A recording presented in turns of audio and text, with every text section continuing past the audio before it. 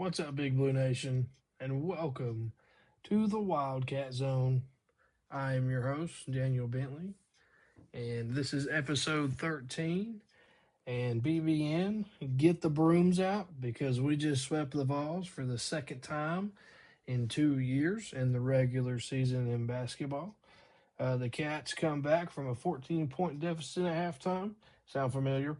Um, and come back and stun the Vols in the second half for a 3-point win, 74-71, and what I would call a massive win for the Cats in Rupp Arena this season. And today's episode, I'm going to go over my thoughts on the game. A little bit of the first half, not much to talk about other than the Cats getting kind of punked on the floor. But we'll talk a little bit about the second half, what I thought we done good to come back and win this ball game.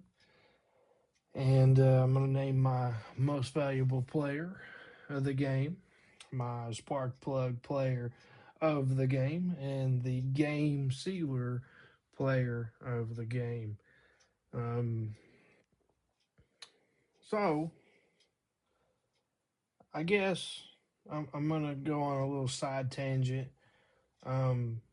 If you listen to my previous episode, where we beat Tennessee, and it's episode 7. I went on a little story time fireside chat about my experience at the Kentucky Tennessee football game this past season. I'm not going to go into detail, but pretty much to make a long story short, Tennessee got their first interception in that game. You know, we were sitting in the Tennessee section. Bad place to sit whenever, you're playing them. And they let us know how much that we stink and how great they are at football and that they're going to mop the floor with us in basketball. That's all I heard every time Tennessee scored, particularly from a guy sitting behind me. But he told me to wait to basketball season, and hey, buddy, I waited, and we swept you again. We swept you again. Sorry, it's a little bittersweet. Not really bittersweet, but it's super sweet to me to see these Tennessee fans upset. Mark Pope has Rick Barnes' number.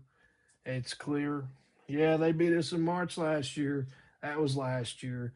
Tennessee fans need to quit living in the past like they do in football and worry about the present.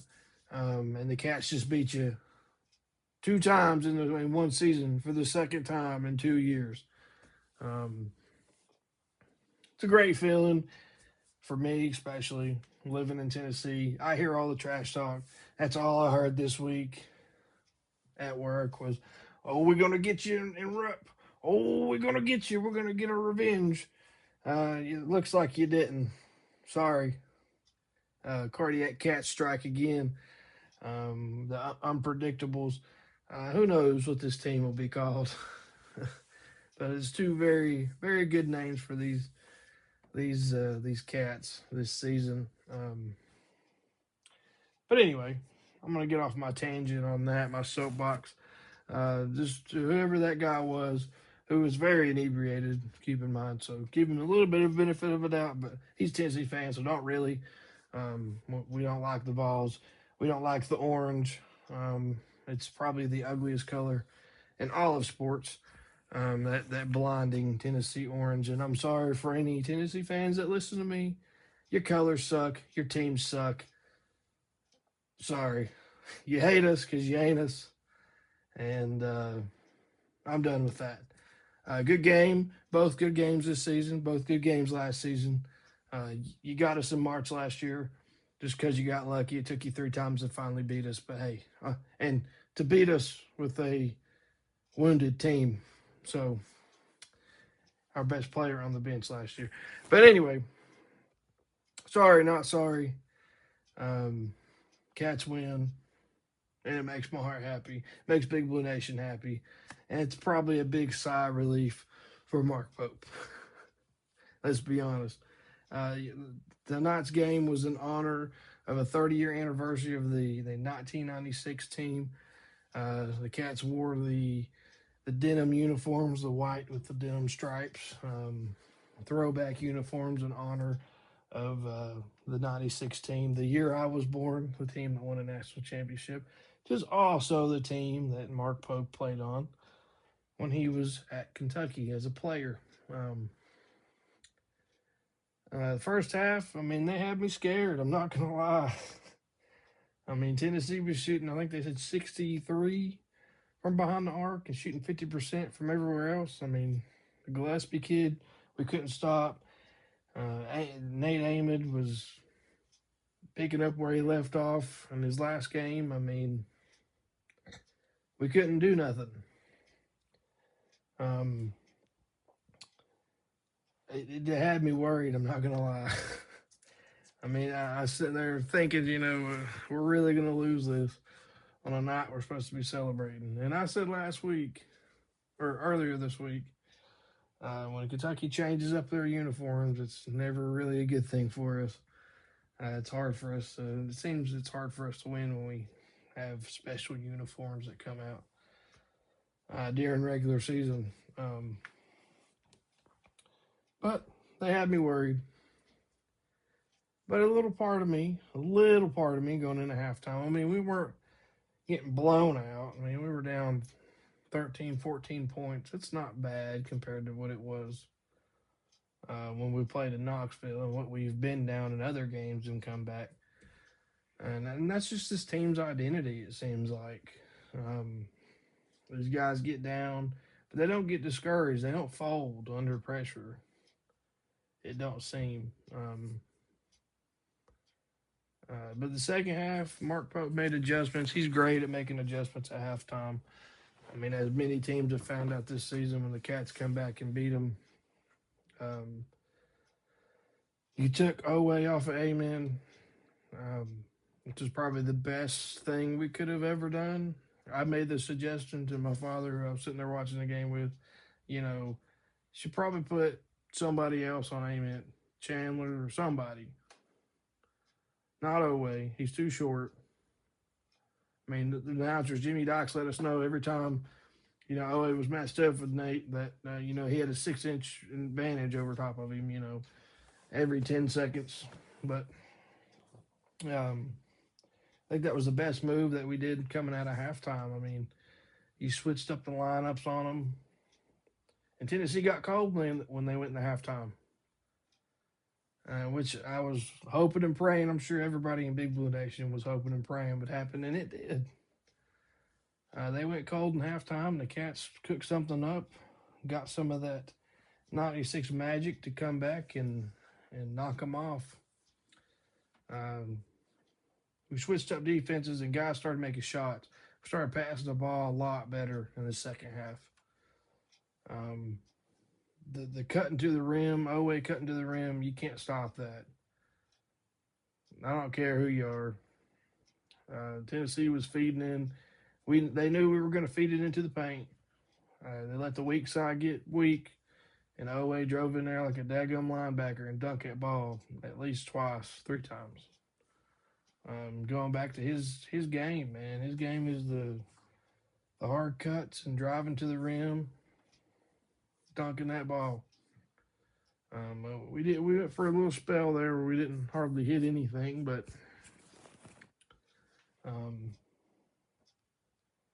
we let our defense kind of clamp down on Tennessee. They looked like they didn't know what they were doing out there. Switched up on Ament and Gillespie. You had Owe on Gillespie, which was probably the better match, is what we should have had at the beginning of the game. But, they talked with Mark Pope before the game started, and that's what the game plan was to put Owe on Nate just to see how it would work out. Because normally we put Owe on one of their better players that's been scoring a lot. He kind of shuts them down. It's kind of hard to do whenever you're shorter than the other guy, but hey, Owe gave it a shot. And at the end of the game, towards the end of the game, I mean, he got him to miss a shot. I mean, he fought through a screen just just playing just hard-nosed defense.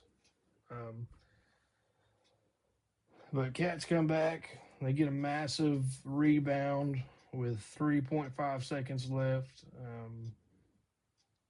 A game, the rebounding game, Tennessee, that's all they talked about in the game was how good they are at getting offensive rebounds. They clog the paint, yada, yada, yada. The team in orange is all we heard. They're good at this. They're good at this. Kentucky come out and outscored them, and they did not out-rebound them, but they rebounded when it counted the most.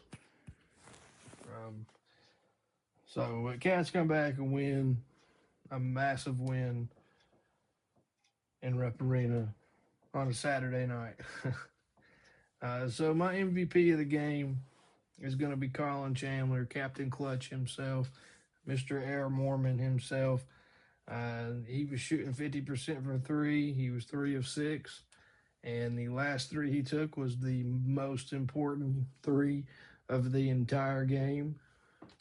Oway driving in the paint, getting just clobbered by 4 Tennessee players, and him kicking it out to Chandler on the corner of the arc, his favorite spot, and knocking down the 3 and putting us up by 2.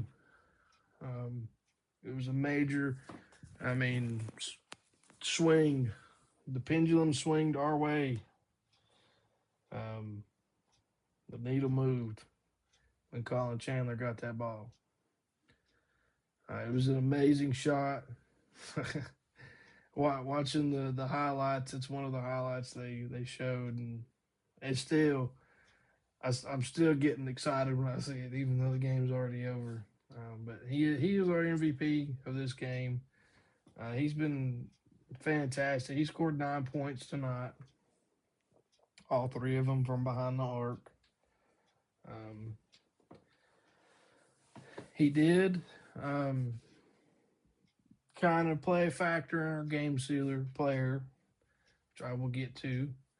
But my spark plug players are Denzel Aberdeen and Otega Oway. They combined for 37 points. They came alive in the second half. Oway shook off that nasty Tennessee orange funk that he had in the last 4 games where he's not scored over 14 points.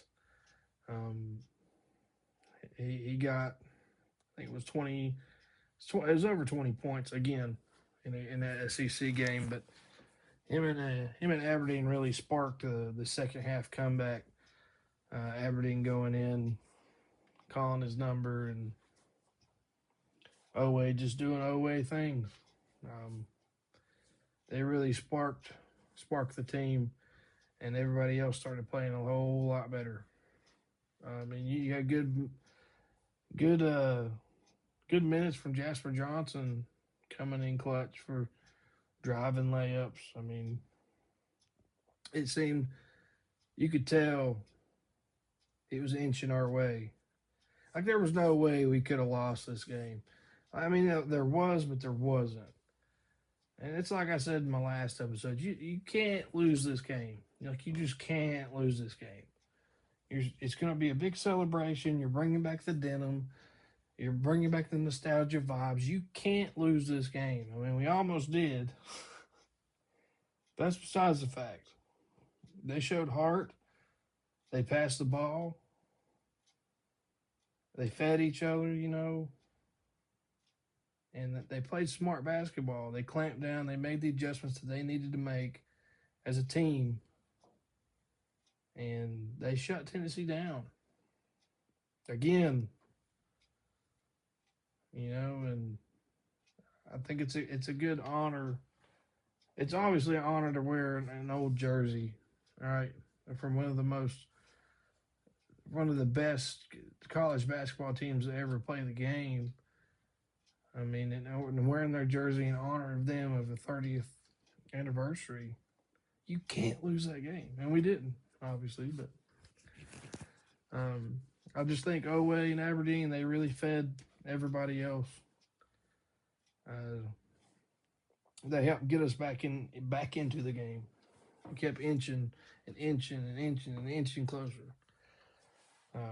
But my game sealer player of the game is Big Mo Diabate with a big, massive rebound off of Colin Chandler's missed free throw. His 1-and-1 that he missed.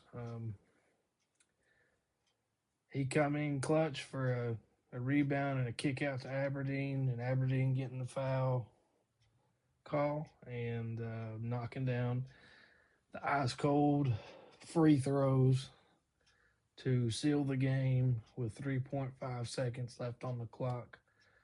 Tennessee no timeouts. Kentucky 1 timeout. Kentucky presses.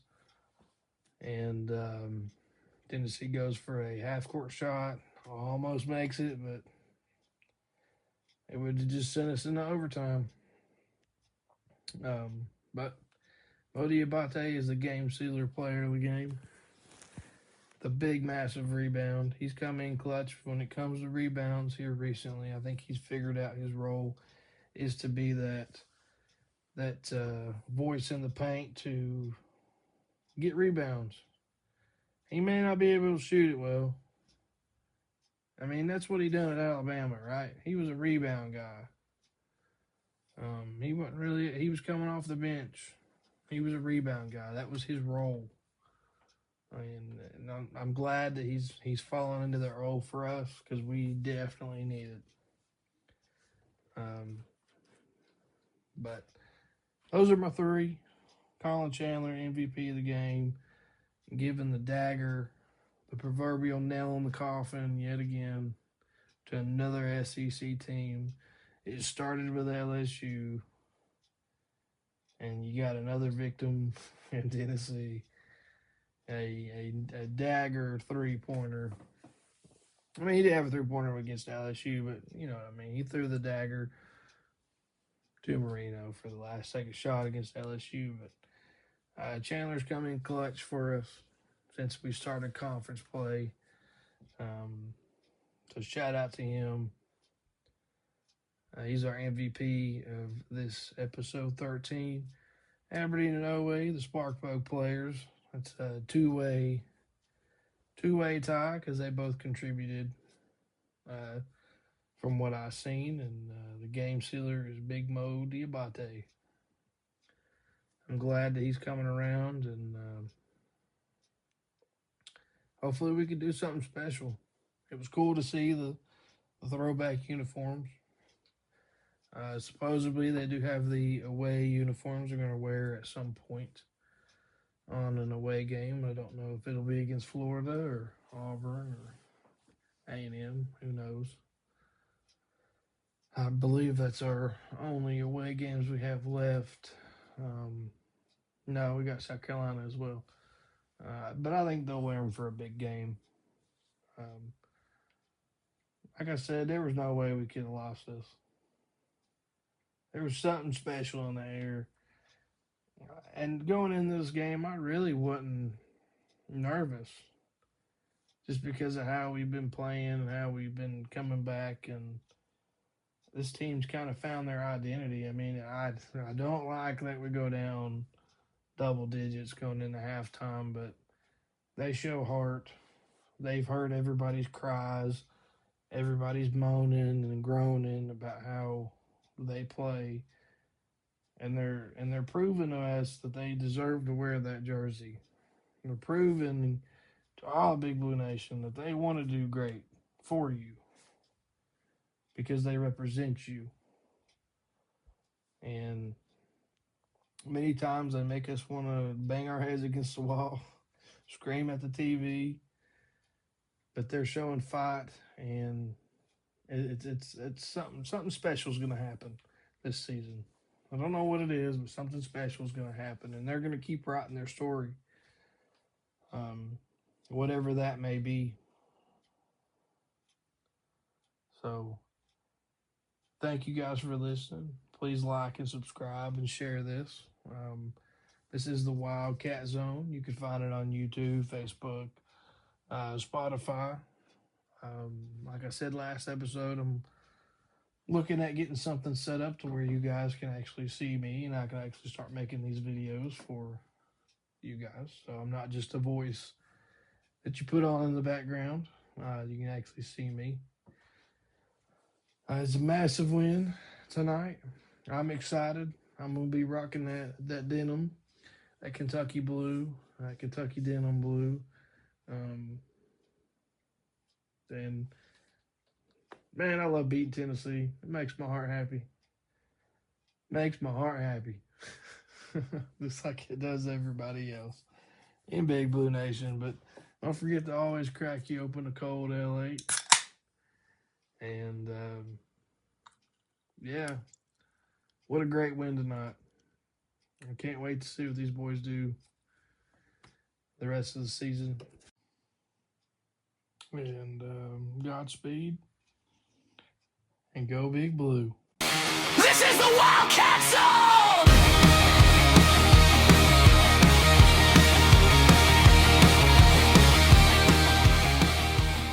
What does the Wildcat say?